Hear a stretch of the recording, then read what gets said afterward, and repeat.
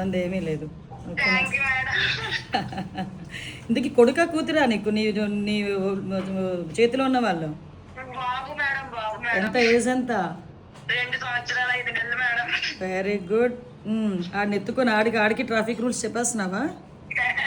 చెప్పాలి కదా మేడం, మన బాధ్యత వెరీ గుడ్ మేడం. అమ్మా. మీతో పోల్చుకుంటే నిజంగా నాకు చాలా ఇన్స్పిరేషన్ మేడం. మీరు అనగా లోకేష్ సార్ వాళ్ళు, మిస్టర్స్ బ్రాహ్మణి గారు అనగా మన రామ్ చరణ్ గారు, మిస్టర్స్ అనగా అంటే మీరు ఏంటంటే ప్రపంచానికి మనకేంటో ఏదో ఒకటి చెయ్యాలి ప్రజలకని చేస్తారు కదా మేడం. అది చాలా ఇష్టం మేడం నాకు.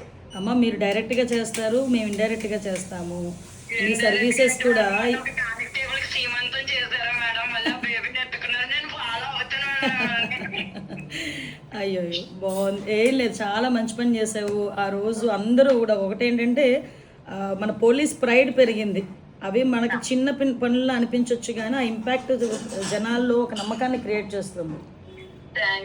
ఈరోజు ఆ పోలీస్ మీద నమ్మకం అంటే నేను ప్రతిసారి అంటాను, ఏ పోలీసుల గురించి అయినా చెడ్డగానే మాట్లాడతారు కానీ మా పోలీసు వాళ్ళు చాలా మంచి వాళ్ళు అని చెప్తా. వెరీ గుడ్ అమ్మా, కంగ్రాచులేషన్స్. అందరూ కూడా చక్కగా నీ పనితనాన్ని మెచ్చుకున్నారు.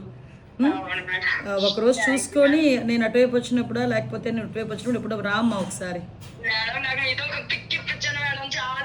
అయ్యయ్యో, నీ కొడుకుని తీసుకొని రా, నీ కొడుకుని తీసుకొని రా.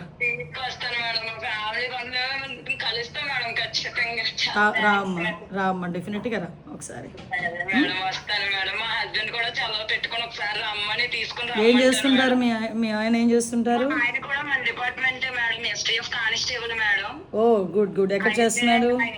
ఆయన పల్నాడులో చేస్తున్నారు మేడం. అంటే పల్నాడు డిస్ట్రిక్ట్ నాగార్జున సాగర్ లో చేస్తున్నారు madam.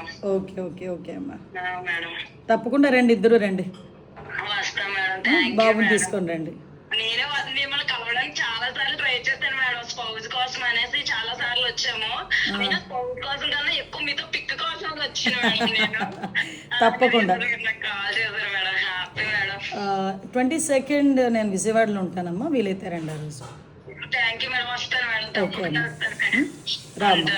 Okay thank you madam. ఉంటాను మేడం.